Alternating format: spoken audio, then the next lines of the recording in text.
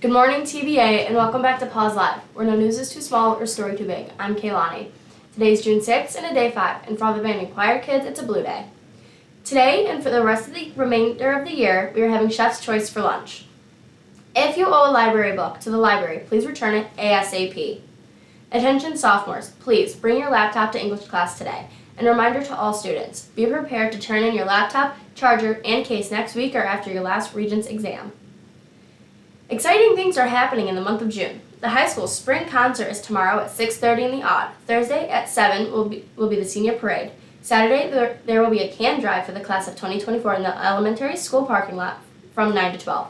Monday the 12th, there will be an academic awards ceremony during homeroom, and there will be an academic banquet at 6 p.m. that evening.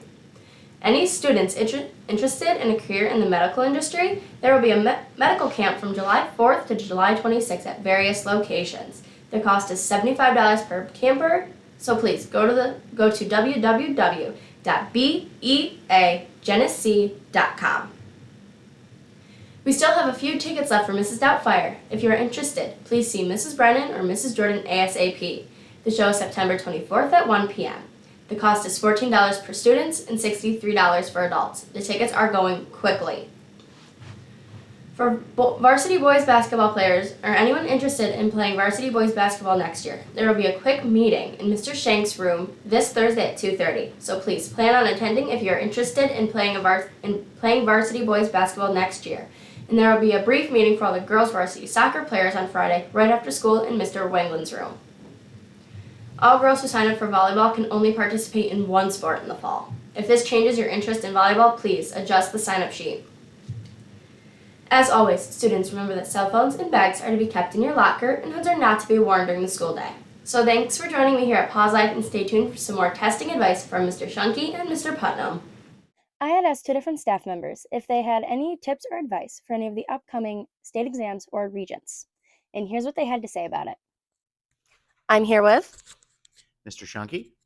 All right, do you have any tips or advice for the upcoming state tests or regents? I would say one of the most important things is don't wait to the last minute to study. So that's my first piece of advice.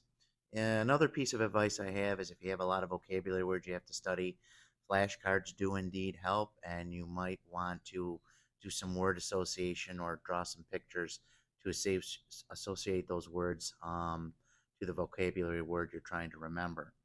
Um, I would say if you're going to study with a group, study with people who really are want to do well on the exam. Okay, you'll do much better. Probably focus on what the question is asking and really know what it's asking. Reread it a couple of times. Maybe cross out some answers you know aren't true. It's usually a couple of them, and then see if you can narrow it down, and then go with your gut for that last, that last one. Don't. And another piece, maybe don't change an answer unless you really have a light bulb moment. I think that's important because a lot of kids will change their answers and then they had it right the first time. So I would suggest if you do those kinds of things, you're going to do better than if you didn't. Oh, thank you. You are welcome. And I'd like to wish everyone good luck on their exams coming up. All right, I'm here with. Mr. Putnam, Superintendent. Do you have any tips or advice for any of the upcoming tests or regents? Yeah, I have 3 simple strategies. First and foremost, when you're in class, don't be afraid to ask questions then and there. That will help clarify any issues you have, help you learn what your concept is you're trying to learn. So don't be afraid to ask those questions. We have awesome staff here and they want to help you out. So don't be afraid to ask questions. Second one I always say is don't wait till the last minute. When your regents is in June, don't study 2 nights before and say, I feel prepared. So start doing small chunks. It only has to be 15 minutes a night, and that will build, and you'll feel more confident when you go into that final instead of stressed, 3 nights or a week before trying to cram everything in. So start chunking. And the other thing I believe wholeheartedly, there's things you have to memorize.